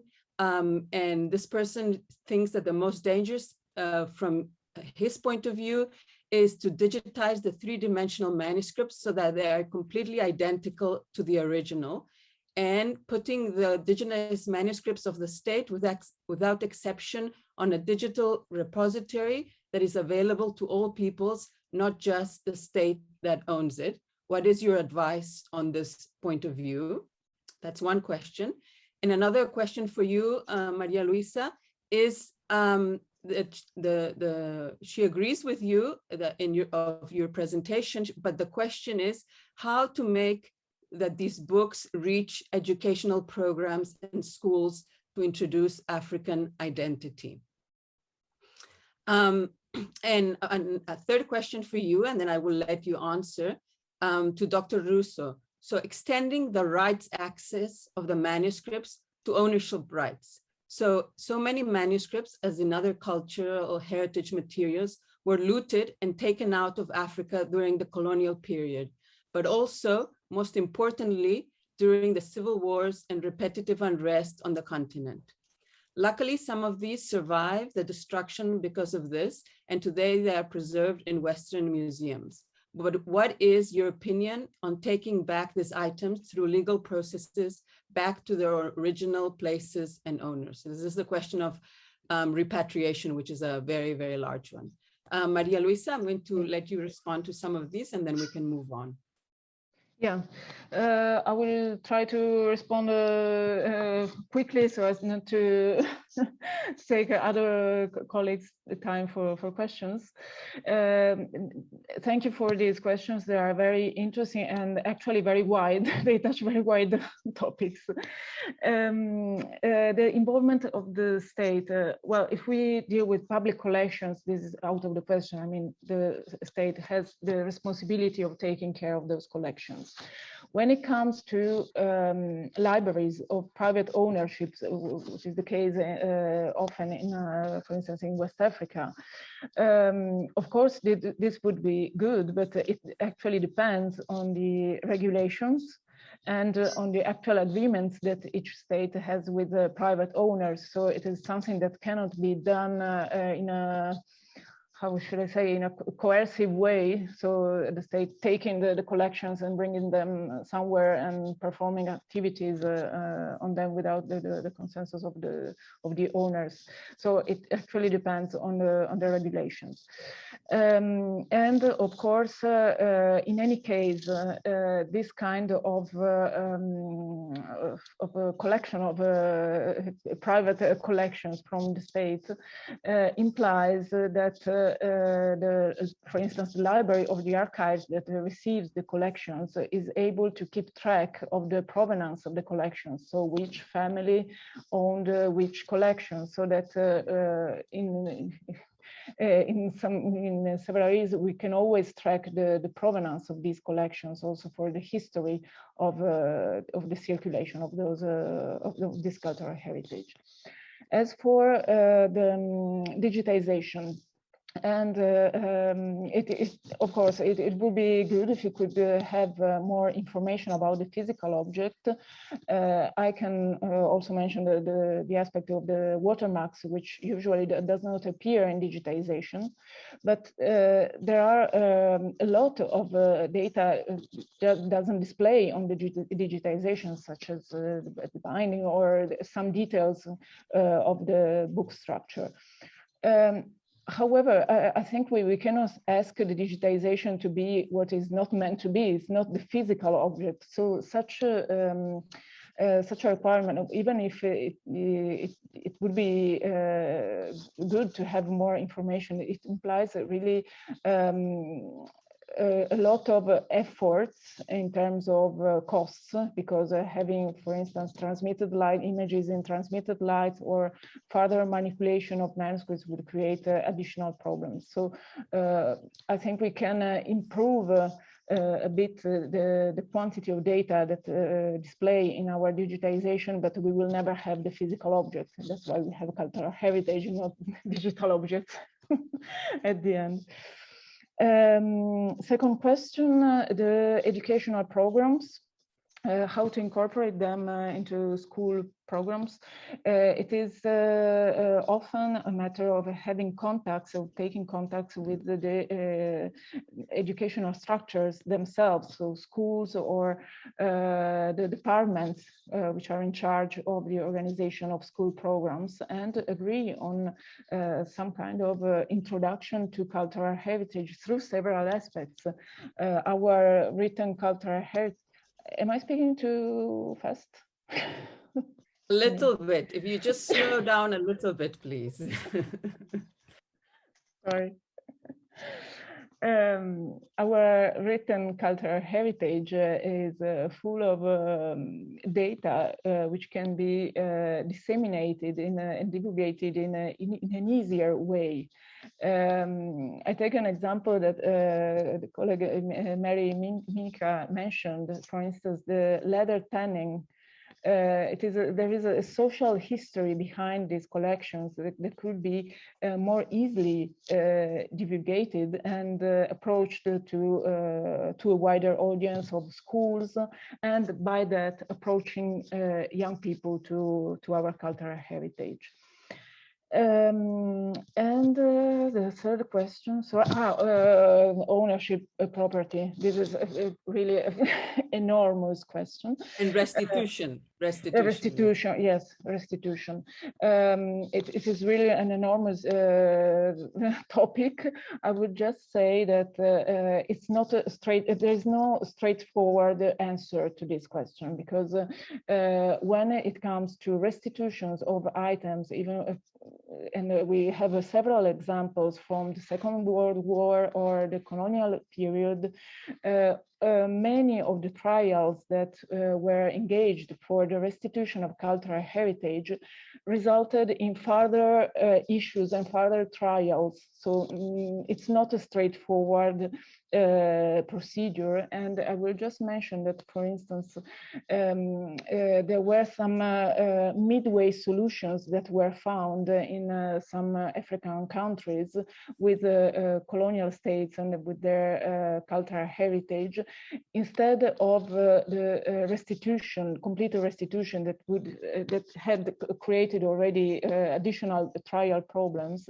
They had found an agreement, for instance, with the African Country Museum in order to have periodical exhibitions of items that were lent from the Western museums or institutions which owned that cultural heritage. So there are many midway options that could be thought about this cultural heritage. Thank you, Maria Luisa. I'm just going to go to a couple of questions to Mary. I think you've answered some of it in the chat, but I think for the benefit of all our participants, there was a question also directed to both of you, Maria Luisa and Mary, on the examples of the watermarks and waste paper for the spine. So all of these physical characteristics. And so he says, with many now accessing these manuscripts through the digital image only, they will not be able to see these details. How can we highlight these aspects of manuscripts, which would of course help in refining the provenance of the text if we're only viewing it in the digital image? So Mary, if you have some ideas in that regard. And another question for you, Mary, which is in French, which I will translate. It says, thank you so much for this beautiful presentation. If you can permit me, what is the content of the archives that you have described, and have they been subjected to studies by the local researchers who understand local languages? And are they available for the wider public, either in paper or digital form? And if you're not able to answer, I'm happy to answer for you that specific aspect of the question, since we work together. So Mary, I let you respond to these questions. I'll take the second question first. The images are all manuscripts from the Ahmed Baba Center, and this is where Susana could possibly give more insight with regards to what the manuscript contents were. We did have conversations with the researchers, and one of the things that they emphasized was that many of the manuscripts contained portions of literature, writings, diverse writings, and also in different languages. So the staff themselves couldn't always answer that question concretely, simply because the cataloging and indexing process was so long and complex. But Susana, maybe you'd like to talk more about the content of the Ahmed Baba manuscripts. And the first question on the watermarks, any ideas on what? Okay. I think there you can respond. Sure. Now I'm happy to take the first question. I'm not sure of the exact technicalities of it, but as far as I'm aware, there are means and ways to capture the watermark imagery in paper, but it obviously adds to the cost of scanning and digitization, because it probably is going to require additional scanning passes, as well as additional software manipulations.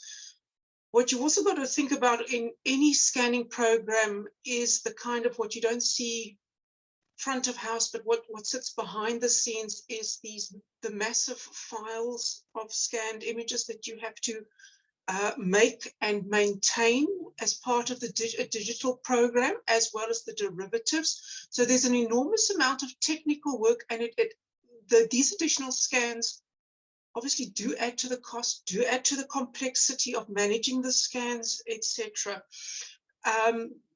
But the question raised an important point where institutions are increasingly acknowledging that they've privileged text or writing in the scanning of books and documents, and they've ignored the material aspects, the three-dimensional aspects. It is, of course, a tricky thing to convey that in a scan. Yes, you can take a photograph, but the opening action, that kind of thing, that's a bit more of a tricky thing to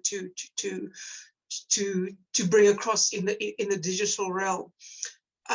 So yeah, it's quite a complex issue, but current and possibly future scanning programs will then need to factor that into into their future work and their scanning programs. Thank you very much, Mary. And I would just add that that's in a way why only digital surrogates are not enough if you really want to do in-depth studies of manuscripts. And that is why visiting the collections in situ is so essential, to actually go to where these collections are located, to interact with the local researchers who have been part of these collections, because just accessing, this is my view, digital copies is definitely not enough for real historical study of these words and understanding them in depth. Maria Luisa, you wanted to add something to this conversation. Yes, but I can add it at the end. So if you want to go ahead with other questions so that I don't take other ones' time. All right, well, I will just direct two questions to Mr. Girei. One of them was, have the manuscript collections in the national libraries been digitized or not? And the other one is concerning the manuscript collections owned by individuals. Is it possible to borrow and digitize them to preserve them from potential loss in the future? So if you can speak to those two questions, please. Yes, actually, I have said in my paper that it is very difficult to retrieve just like that without some other measures. One is to photocopy, making 2 copies to give them back with their original, or to wait for any time a researcher had, an ulama died, so one has to go to meet the heirs and to negotiate how to retrieve from them. That's the only way. Yes, thank you. Thank you. I think certainly a case where many of the collections that I'm familiar in Mali, the family collections, that it's really about going and speaking to the owners. And this is, Dr. Russo, another question directed to you that also speaks to this point, but in a different form. The question is, the state's the question is about the state's jurisdiction over its manuscripts. So private manuscripts are under the jurisdiction of their owners. Are they to be removed by legal means to digitize them and return them to their owners, or else they will become obsolete and perish without even knowing their content? So that question about the state's jurisdiction, whether it reaches to the private owners' collections, in this case, family manuscripts. I think that is a big question with lots of repercussions. So perhaps you could speak to that. And then I will have another question for Dr. Oladosu.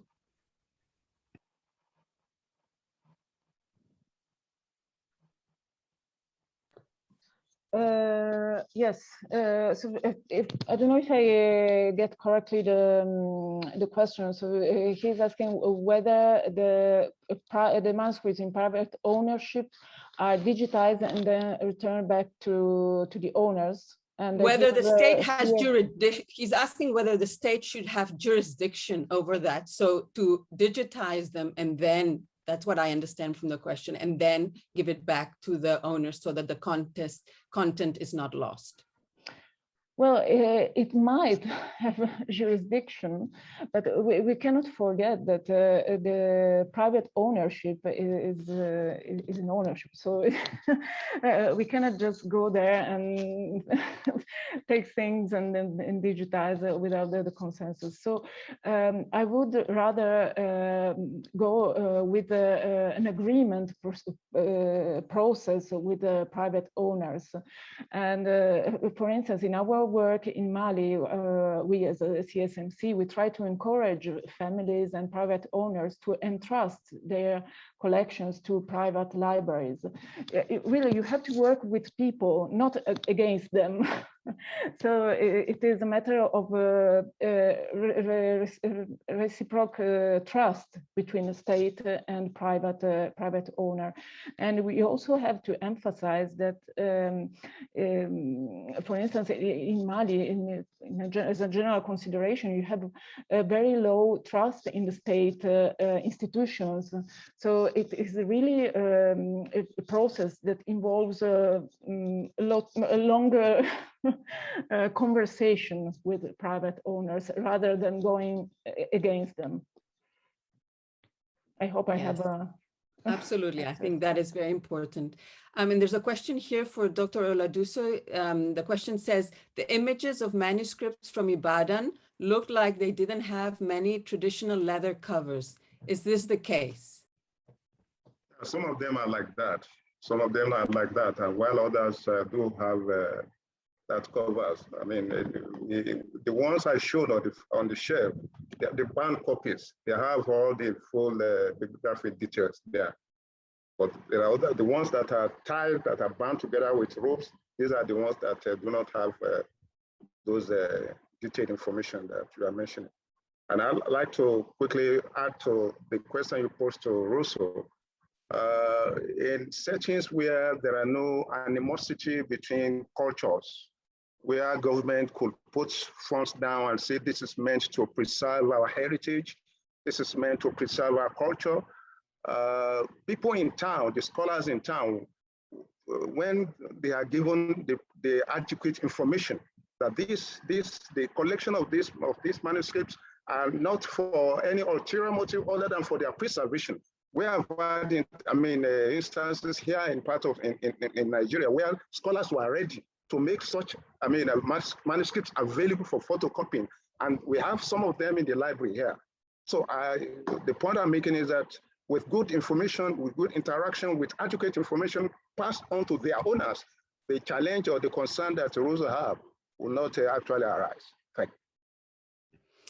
Thank you very much. Dr. Russo, another question for you regarding, the question says, with the fragility of the information container, either parchment, paper, that carries the information of the original manuscript, has it become a matter of fact and necessity to copy the digitized manuscripts in place of the original? So basically, do you see digital manuscripts as digitized manuscripts as a necessity?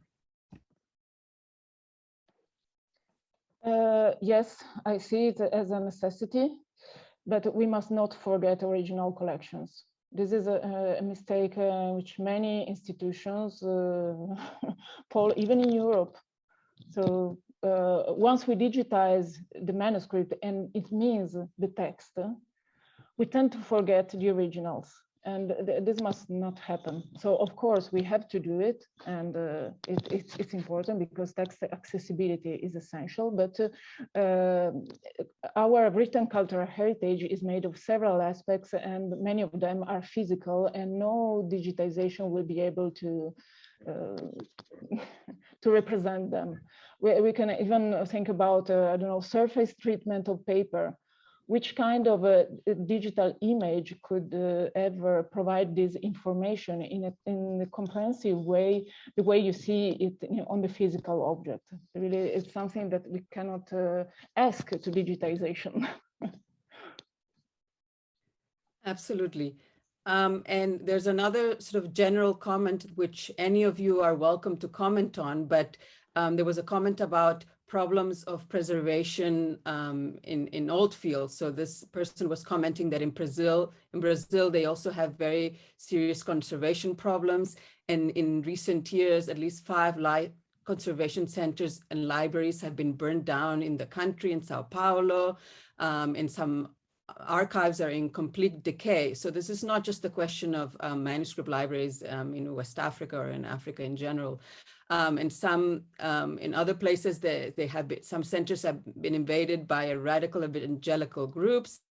And in the Amazon regions, indigenous groups, live and oral files are regularly murdered by the lumber thieves. So these are problems that are due to the neglect of local elites and the past plunder and slavery. So it's a very sad situation and something all researchers should reflect about. And I think this is an important reflection that all of us can have, that this is not just happening in Africa, it's happening elsewhere in the world.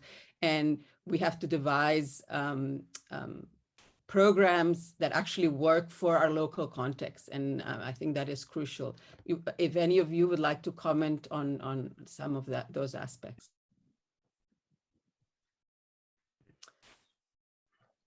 Maria Luisa, you had your hand up from earlier regarding the watermarks. Now is the time, if you like, because. Okay, so I will answer to both questions at the time. So my point of view is that we also have to work further with the libraries and archives on emergency preparedness in order to be prepared for such events. I see the director displaying, so time to wrap up. The last thing I wanted to say about watermarks, what Mary said. When digitizing watermarks, and this entails retrospective light, for instance, for certain collections which are in loose leaves, such as the West African collections, it might be easier. And of course, it would be of extreme help. But when it comes to bound manuscripts, bound items, it involves also a training of employees, of digitization operators, much more stronger. So a stronger education, a stronger training in leaves manipulation in order to avoid damage to items. Thank you very much. And I see there's a final comment that just is absolutely agreeing with the fact that, well, let's not forget or devalue the original manuscript. Despite it is difficult to answer some of the repatriation processes, he considers it very important not to underestimate the physical artwork in the hands of people versus as opposed to the digital object. And I think this is very important to have in mind. Thank you very much to all of you in this panel. I think we have raised very interesting and thoughtful discussion. And I thank you for all your time, and to all the participants that sent in questions. Thank you as well. And thank you to the organizers for this panel.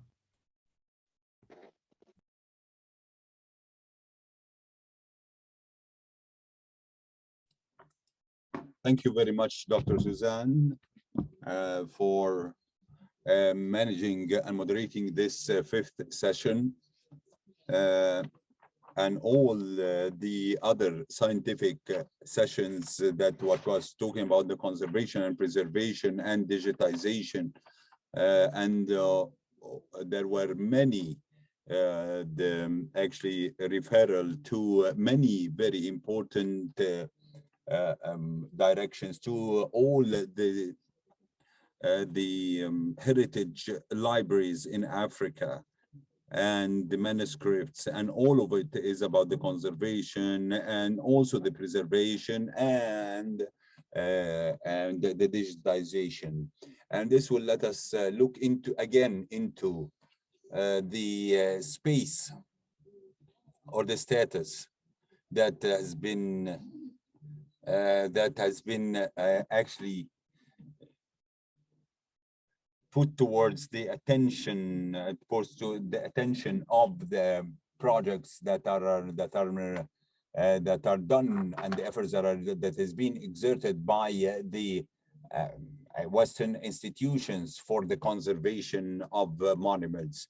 And we have to pay special attention to the conservation and the preservation, especially in these conditions that that some of the countries are having the natural disasters and like floods or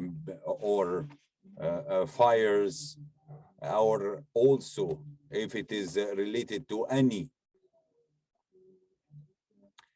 kind of trade or the transfer of these manuscripts in an illegal or illicit way. And this is actually, this session has highlighted the importance of preservation and the conservation of it in Africa, and reaffirmed the importance that all the projects should also taking care or taking consideration the digitization and conservation and preservation. The digitization, this make us think that a lot of libraries, that if they haven't been haven't been digitized, we would have lost a lot of heritage. A lot of places have struggles, wars, and well, luckily is that we have concluded some of the digitization projects. So in case of wars, in case of the loss of these manuscripts, we still have copies of these manuscripts. And that's why the digitization is one of the most important subjects. I would like to thank once more Susana for actually heading this session, and all the speakers that actually got us really interested in these subjects for the importance of the digitization and prevention and preservations, and the also the conservation. And I will have the session, the last session, and that I will have it now.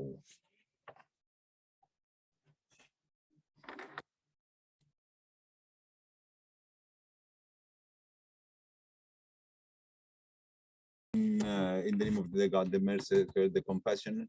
So I would like to welcome you in the last of the sessions of the Arab script manuscript in Africa, and then that is being organized by the Library of Alexandria and Islamic Manuscript Association team with the cooperation of the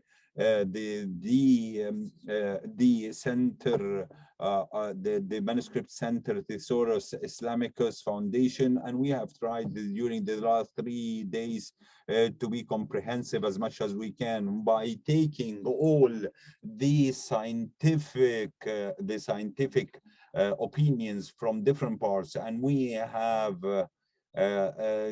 stipulated upon that Africa will be represented by those who have the scientific papers and all the issues that has been proposed in the different sessions of the conference. And we had the all the papers, that scientific papers that we have chosen from outside the African continent, was to deal with all the obstacles and the problems of the African continent problems, and especially the ones that are talking about the Arab script manuscript. And we had different kind of problems tackled today, which is about the digitization, the lack of technicalities and experience in cataloging and in conservation, and that there is no unification of one portal to actually to share also the catalogs of the heritage content, which what will lead at the end to a loss of a lot of effort because of the lack of coordination between the all the people working in the African heritage or the manuscripts. When we talked about the Arab script manuscript in the South Sahara region and the care that we have it. We have also reviewed all the traditions and also the manuscript libraries and also the manuscript heritage centers for all the and also the African languages that are written in Arabic lettering. And we started to say that that a lot of these manuscripts, no one knows about them much. Sometimes people working in the manuscripts and they don't understand and know about this. We would like to have we have, and there are many of the projects that has started with the UNESCO, with the ISISCO and the ELESCO, but they did not continue because of different reasons and problems. Some of them are technical, some of them are financial, some of them are logistic as well. So there are many of these. This conference has shown how hard it is to collect and catalog all these Arab script manuscripts, because a lot of it is owned by individuals, and this is because of the people who owns them, or for any kind of financial or technical reason. Ladies and gentlemen, the last recommendations that we have for this conference. First, we have to unify all the efforts that we have to actually conserve and preserve and catalog and publish all the Arab script manuscripts.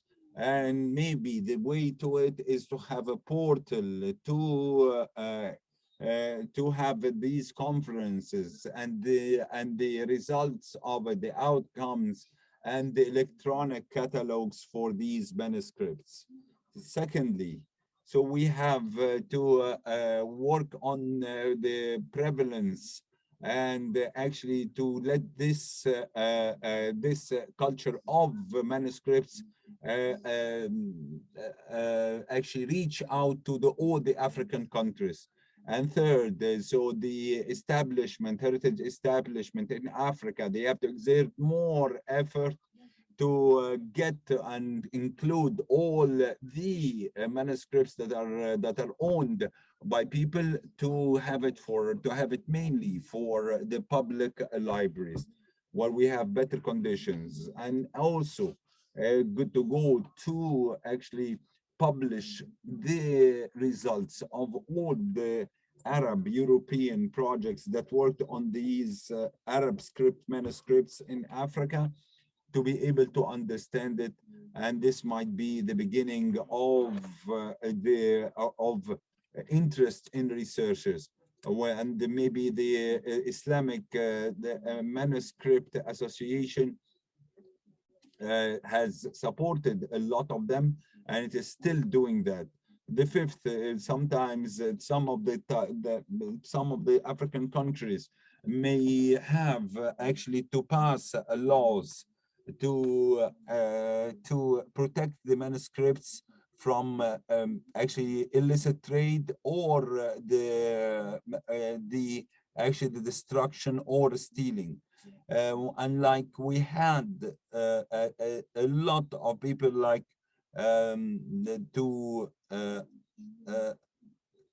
we also say that from on the margin of its sessions, there are relevant workshops like a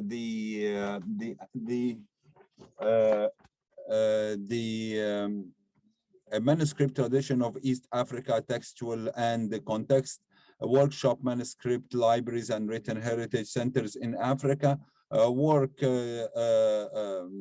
Tarikh Zaider, editing and translation and annotation.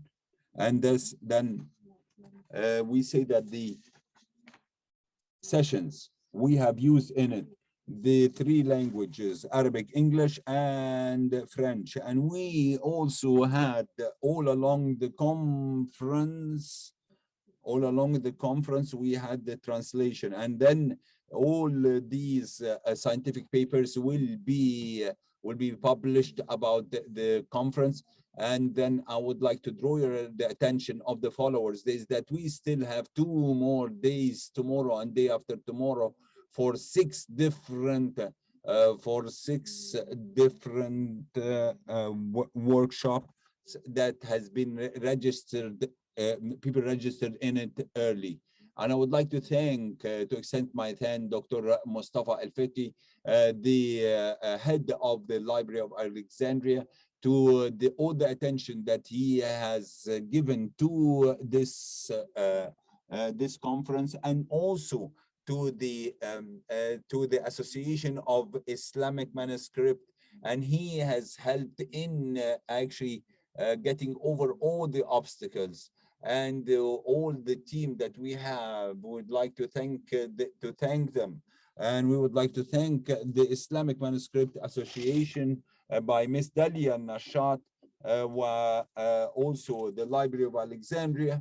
And I would ask you to Dr. Hussein Sulaiman, Dr. Muhammad Abdel Samia, Dr. Ines Al-Nagar, and Miss Wagdan Hussein. I would like to thank all of you, and Mr. Laila Khoga, and Ustaz Miss Dalia Nashar, and Miss Lamia Ambar, and Mr. Fadi, and Mr. Salah Qad. And we cannot forget all the effort that has been exerted by the technical team in the Library of Alexandria. On the top of it, Dr. Engineer Muhammad Abbas and Mr. Walid, and all my thanks to all the interpreters that have exerted a lot of effort to try to communicate to all the people that are participating with different languages. Thank you very much, and see you again